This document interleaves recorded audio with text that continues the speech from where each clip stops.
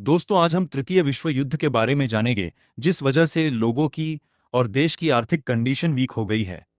पहले हम इसे शॉर्ट में समझते हैं, फिर हम उसको डिटेल्स में जानेंगे। तो चलिए शुरू करते हैं। इतिहास में कई बार दुनिया सर्वनाश के बिल्कुल मुहाने पर खड़ी थी। आज हम उन्हीं रोंगटे खड़े कर देने वाले पलों को समझेंगे। डूम्सडे क्लॉक को देखिए, ये कोई आम घड़ी नहीं बल्कि परमाणु तबाही और संभावित तीसरे विश्व युद्ध का सबसे डरावना अलर्ट है। इस टाइमलाइन पर गौर करें। ये वो 4 खौफनाक साल हैं जब दुनिया तबाही के बिल्कुल किनारे पर खड़ी थी। 1956 के स्वेज संकट में सोवियत प्रधानमंत्री ने ब्रिटेन को चेताया कि यह विवाद सीधे विश्व युद्ध ला सकता है। फिर आया 1962 का क्यूबा मिसाइल संकट। दुनिया कभी भी ग्लोबल परमाणु युद्ध के इतने करीब नहीं आई थी। 1983 पर आते हैं। झूठे अलार्म और भयानक गलतियों के कारण ये साल इतिहास का सबसे खतरनाक साल बना। सितंबर 1983 में एक यात्री विमान गिराए जाने के महज 25 दिन बाद ही सोवियत चेतावनी अलार्म अचानक बज उठे। सोवियत सिस्टम ने गलती से 5 अमेरिकी मिसाइलें अपनी तरफ आती देखीं। ऐसे में जवाबी परमाणु हमला तय था। ऑफिसर पेट्रोव ने कमाल किया। इसे झूठा अलार्म मानकर उन्होंने रिपोर्ट नहीं भेजी और दुनिया तबाह होने से बच गई। कुछ हफ्तों बाद नाटो के युद्धाभ्यास से घबराकर सोवियत सेना ने सच में अपने परमाणु हथियार तैयार कर लिए थे। 1999 में कोसोवो के एयरपोर्ट पर रूसी और नाटो सेनाएं बिल्कुल आमने सामने खड़ी थीं। हालात बेकाबू हो चुके थे। ब्रिटिश जनरल जैक्सन ने हमले का ऑर्डर ठुकराते हुए कहा, मैं तुम्हारे लिए तीसरा विश्व युद्ध शुरू नहीं करूंगा। वैसे कुछ एक्सपर्ट्स मानते हैं कि दशकों तक चला शीत युद्ध ही असल में तीसरा विश्व युद्ध था। सोचिए, लॉर्ड माउंटबेटन की वो चेतावनी, अगर परमाणु युद्ध हुआ तो इंसान वापस तीर कमान के जमाने में पहुंच जाएगा। आइंस्टीन ने सच ही कहा था, अगर परमाणु तबाही आई तो चौथे विश्व युद्ध के लिए सिर्फ पत्थर बचेंगे। तो चलिए दोस्तों, अब हम इसे डिटेल्स में समझते हैं। नमस्कार। देखिए, परमाणु प्रलय का ख्याल दशकों से हम इंसानों को डराता भी रहा है और अपनी ओर खींचता भी रहा है ना? जब भी हम किसी भयानक वैश्विक विनाश की बात करते हैं तो दिमाग में तुरंत एक ही नाम आता है, तृतीय विश्व युद्ध। 1947 में जब से ट्रूमन सिद्धांत लागू हुआ, तब से डूम्सडे क्लॉक या प्रलय की घड़ी को इस संभावित तबाही का सबसे बड़ा प्रतीक माना जाने लगा। तो आज की इस एक्सप्लेनर में हम सिर्फ साइंस फिक्शन या फिल्मों वाली कल्पनाओं की बात नहीं करेंगे। हम इसके पीछे के असली इतिहास, रणनीतियों और सबसे दिलचस्प बात, इस विश्व युद्ध शब्द के रहस्य को डीकोड करेंगे। चलिए शुरू करते हैं। अब ये सवाल सुनकर शायद आप चौंक जाएं कि क्या तीसरा विश्व युद्ध पहले ही लड़ा जा चुका है? आमतौर पर तृतीय विश्व युद्ध का मतलब हमारे लिए भविष्य में होने वाले किसी सर्वनाशकारी परमाणु युद्ध से होता है। लेकिन जरा सोचिए, क्या हो अगर हमारी ये सोच ही अधूरी हो? ये मान लेना कि ये सिर्फ भविष्य का एक काल्पनिक खतरा है, असल में उन घटनाओं को पूरी तरह से नज़रअंदाज कर देता है जब हम, यानी पूरी मानवता, विनाश के बिल्कुल मुहाने पर खड़ी थी। आइए इतिहास के पन्नों को पलटकर कुछ ऐसे ही रोंगटे खड़े कर देने वाले पलों पर नजर डालते हैं। भाग 1, इतिहास के सबसे बड़े खतरे। अगर हम 1956 से 1999 के बीच की इस टाइमलाइन को देखें तो ऐसे कई डरावने पल सामने आते हैं। हम सब जानते हैं कि 1962 के क्यूबा मिसाइल संकट को वो समय माना जाता है जब दुनिया तीसरे विश्व युद्ध के सबसे करीब थी। लेकिन बात सिर्फ 1962 की नहीं है। 1956 के स्वेज संकट को ही ले लीजिए। उस समय सोवियत प्रधानमंत्री निकोलाई बुल्गानिन ने ब्रिटिश प्रधानमंत्री एंथनी ईडन को सीधे सीधे चेतावनी दे डाली थी कि अगर ये सब नहीं रोका गया तो एक ग्लोबल युद्ध छिड़ जाएगा। और 1983 में क्या हुआ? नाटो के एबल आर्चर युद्धाभ्यास के दौरान सोवियत सेना ने अपनी परमाणु ताकतों को पूरी तरह से हाई अलर्ट पर रख दिया था। स्थिति लिटरली आउट ऑफ कंट्रोल होने वाली थी। और यहीं पर बात आती है इस नंबर 5 की। ये सिर्फ एक अंक नहीं है, बल्कि ये दिखाता है कि कैसे एक इंसान का पल भर का फैसला पूरी दुनिया का इतिहास बदल सकता है। 26 सितंबर 1983 का दिन था। कोरियन एयरलाइंस की उड़ान 007 को मार गिराए हुए बमुश्किल 25 दिन ही बीते थे कि एक सोवियत अर्ली वार्निंग स्टेशन के सिस्टम ने सिग्नल दिया कि अमेरिका की ओर से 5 परमाणु मिसाइलें उनकी तरफ आ रही हैं। उस समय का सोवियत प्रोटोकॉल बहुत साफ था, तुरंत जवाबी परमाणु हमला। लेकिन स्टेशन के प्रभारी अधिकारी स्टैनिस्लाव पेत्रोव ने अपना दिमाग शांत रखा। उन्होंने सही अंदाजा लगाया कि यह सिस्टम की कोई गलती, यानी फॉल्स अलार्म है। उन्होंने अपने सीनियर्स को इसकी रिपोर्ट नहीं की और सच कहूं तो उनके इसी एक फैसले ने दुनिया को राख होने से बचा लिया। खतरों का यह सिलसिला यहीं नहीं रुका। 1999 में कोसोवो के प्रिस्टीना हवाई अड्डे पर रूसी और नाटो बलों के बीच एक बहुत ही भयंकर गतिरोध पैदा हो गया था। नाटो के कमांडर वेस्ली क्लार्क ने सीधे आदेश दे दिया था कि हवाई अड्डे पर बलपूर्वक हमला किया जाए। इसके जवाब में British general sir Mike Jackson ने एक ऐसी बात कही जो इतिहास में दर्ज हो गई।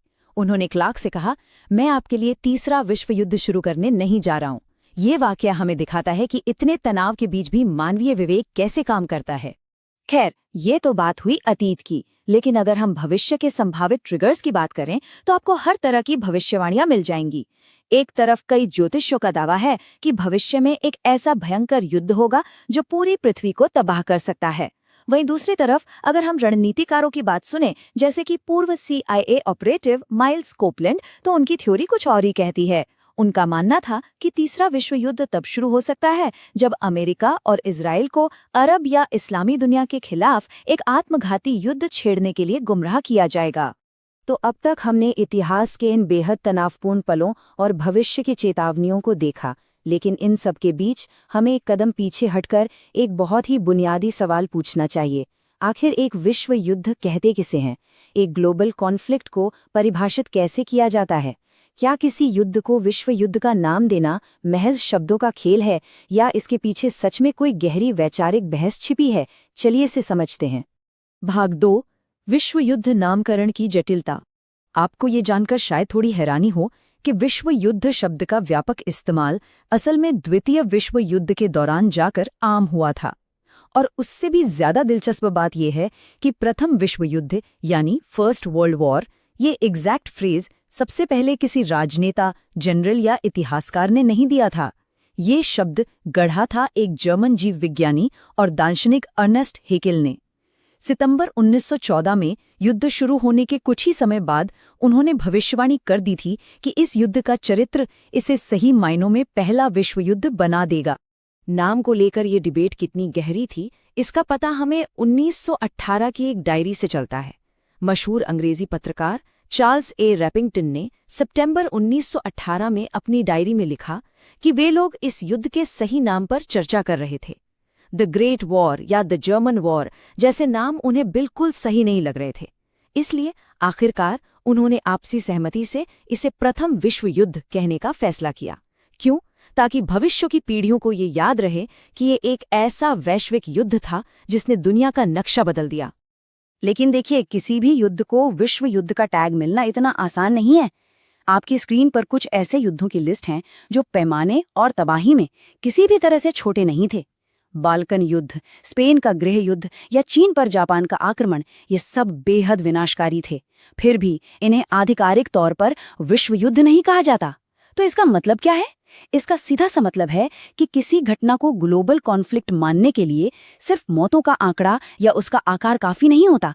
इसके लिए वैश्विक रणनीतिक गठबंधनों और पूरी दुनिया पर पड़ने वाले उसके असर को देखा जाता है। भाग 3, विशेषज्ञों की बदलती परिभाषाएं। अब इस विश्लेषण के सबसे दिलचस्प हिस्से पर आते हैं। आज के कई मॉडर्न थिंकर्स और इतिहासकार इस पारंपरिक परिभाषा को पूरी तरह से चुनौती दे रहे हैं। उनका एक बहुत ही स्ट्रॉन्ग आर्ग्यूमेंट है। क्या कोल्ड वॉर या शीत युद्ध ही असल में तृतीय विश्व युद्ध नहीं था? उनका कहना है कि देखिए, भले ही अमेरिका और सोवियत संघ की सेनाएं आमने सामने मैदान में नहीं लड़ी, लेकिन उन्होंने नाटो और वार्सा पैक्ट के जरिए पूरी दुनिया में प्रॉक्सी युद्ध तो लड़े ही ना।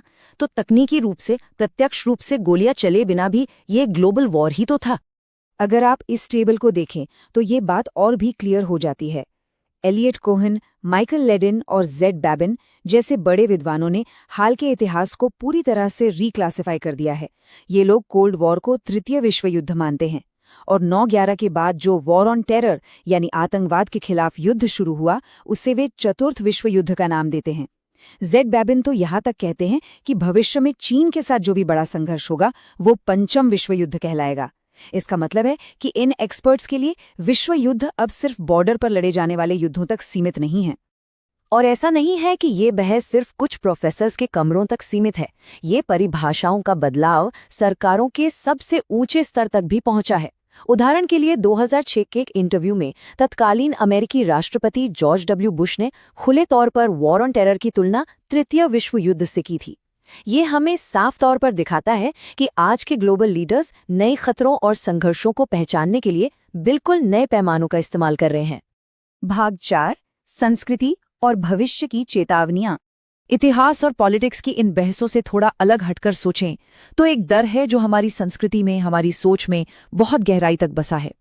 लॉर्ड लुइस माउंटबैटन का ये कोट उसी डर को शब्दों में पिरोता है। उन्होंने कहा था कि अगर तीसरा विश्व युद्ध परमाणु हथियारों से लड़ा गया तो चौथा विश्व युद्ध धनुष और बाण से लड़ा जाएगा। ये बात सीधे तौर पर उस टेक्नोलॉजिकल पतन, उस रिग्रेशन की तरफ इशारा करती है जिससे हम इंसान सबसे ज्यादा खौफ खाते हैं। एक ऐसा युद्ध जो हमें वापस पाषाण युग में धकेल दे। बिल्कुल इसी ख्याल को आगे बढ़ाते हुए एल्बर्ट आइंस्टाइन का ये बेहद मशहूर और डरावना कोट सामने आता है। उन्होंने भी यही चेतावनी दी थी कि अगला विश्व युद्ध पूरी तरह से एक सर्वनाश होगा और उसके बाद इंसानों के पास लड़ने के लिए सिर्फ पत्थरों के अलावा और कुछ नहीं बचेगा। जरा सोचिए, दुनिया के सबसे महान वैज्ञानिकों में से एक का ये बयान आज भी सांस्कृतिक रूप से कितना ताकतवर है। ये हमें लगातार याद दिलाता है कि हमारे वजूद पर कैसा खतरा मंडरा रहा है। तो दोस्तों, इन सभी बातों को जानने और समझने के बाद हमारे सामने एक बहुत ही अहम सवाल आता है। क्या विश्व युद्ध जैसे पुराने ऐतिहासिक शब्द और परिभाषाएं हमें आज के असली खतरों को पहचानने से रोक रहे हैं? जिस तरह प्रॉक्सी वॉर्स और कोल्ड वॉर का रूप पुराने युद्धों से बिल्कुल अलग था, क्या ये हो सकता है कि अगला ग्लोबल कॉन्फ्लिक्ट एक ऐसा रूप ले ले जिसे हम तब तक पहचाने न पाएं जब तक कि वो पूरी तरह से हम पर हावी न हो जाए? ये एक ऐसा सवाल है जिस पर हमें आज गंभीरता से सोचने की जरूरत है। इस एक्सप्लेनर में मेरे साथ जुड़ने के लिए आपका बहुत बहुत धन्यवाद।